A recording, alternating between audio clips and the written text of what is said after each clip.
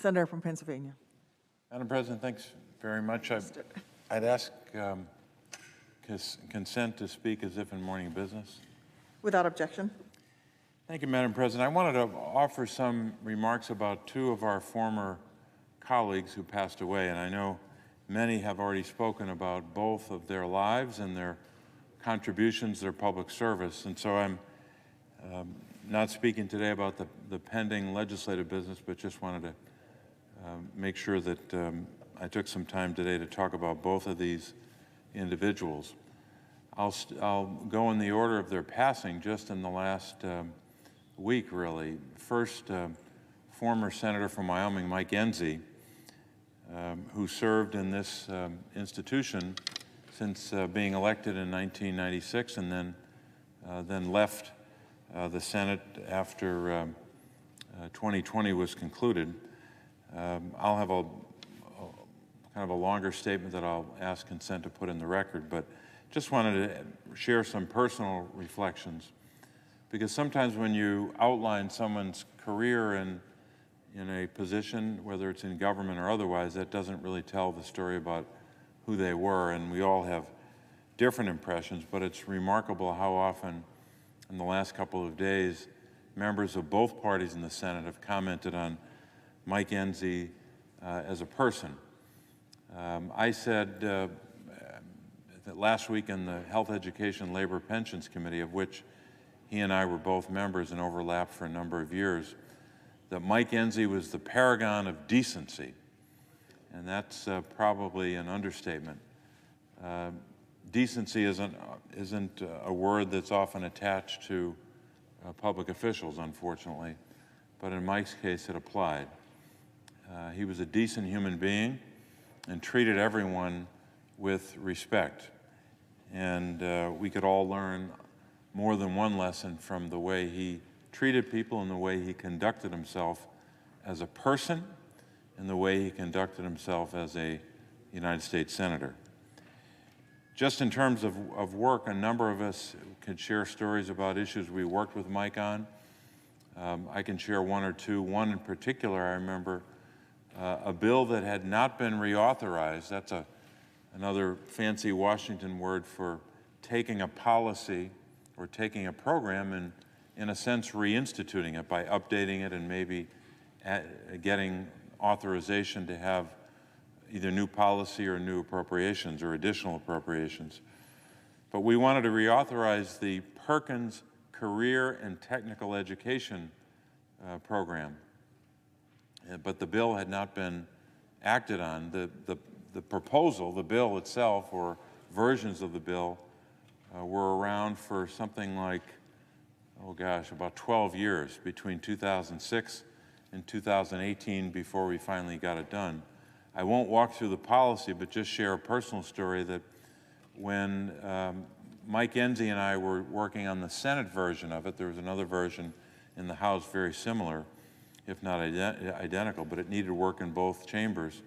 But we were working with then Chairman Lamar Alexander, and the ranking member, Patty Murray.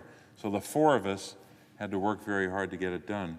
But once it was done, I remember standing here on the floor, and Mike Enzi was standing on that side of the floor, talking about what we had done. And as I was paying tribute to his work and commending him, I thought, my goodness, I may be getting him in trouble back home by having a Democrat compliment him so much, and he was complimenting my work. But I remember that because it was a typical, in some ways, a very typical Mike Enzi work product. It defied resolution for a long time, but he stayed at it, and he stayed in the room, so to speak, until we had it done. So I want to thank him for that work that will allow more and more Americans to have the opportunity to have that career and technical education that they would not have, or at least not would have it in the manner that the bill set forth, which was a dramatic and substantial improvement in that kind of career and technical education from a federal government perspective. The final thought that I'll share, because I want to be brief, because I also have a statement to submit, are budget votes. as many Americans know, if they're watching, and maybe they aren't watching when we do a budget resolution, but it is vote after vote, hour after hour, often well into not just the evening, but well into the next morning. And to preside over that, as Mike was at the time as the chairman of the Budget Committee, I just recall him standing at the lectern hour after hour, having to comment on every amendment, whether he opposed it or supported it. And if he opposed it, of course, he had to make an argument against it. That's part of the job of being the chair and standing there all those hours. But even when he was making the case against Democratic amendments, which was often, in stating his opposition, there was no snarl, there was no rarely political rhetoric. He would just state his objections very forthrightly and very soberly, and then move on.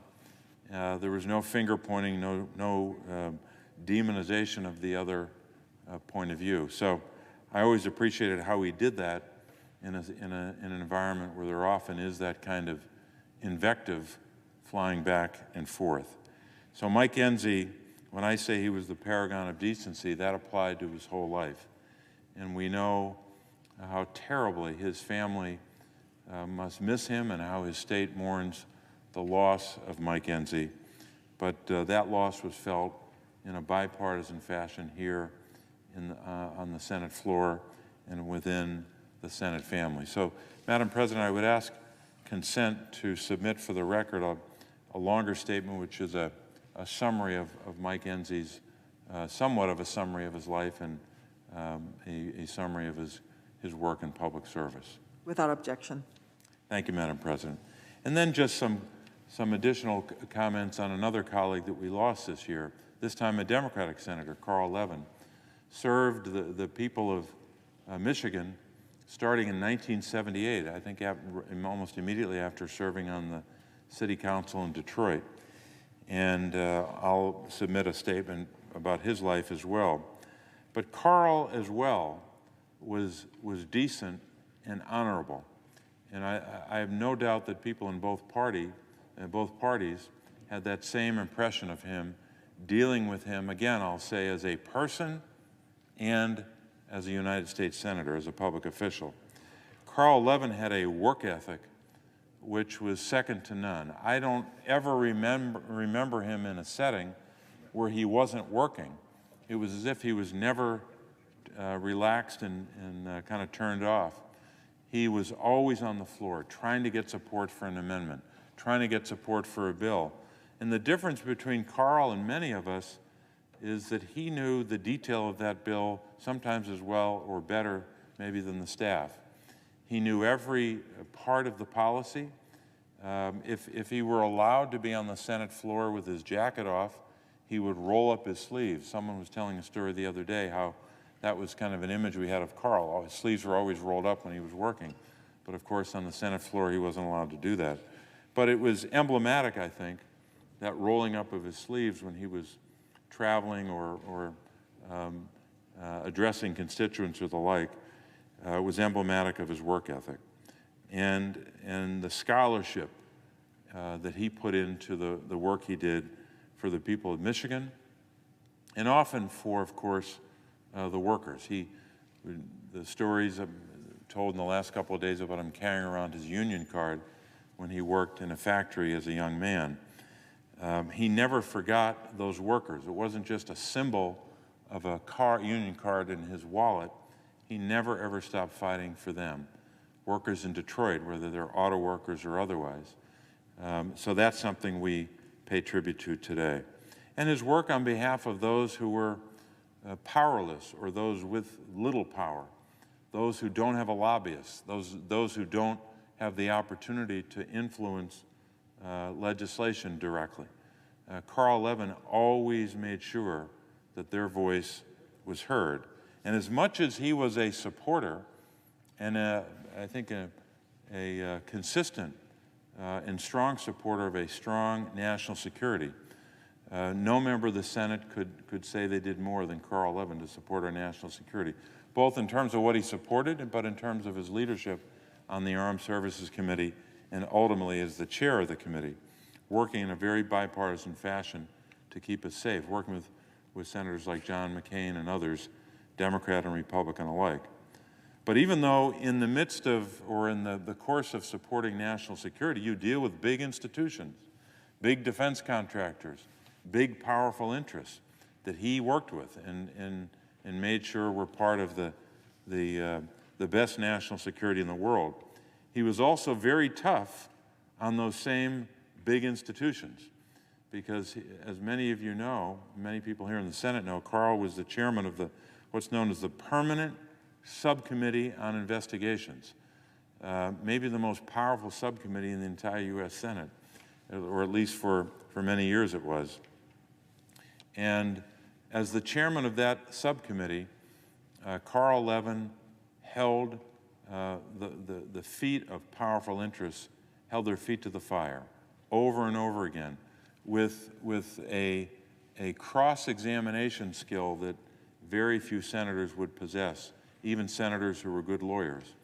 And Carl Levin would not let those powerful interests up for air if he thought they had information that he needed to extract from them in the public interest.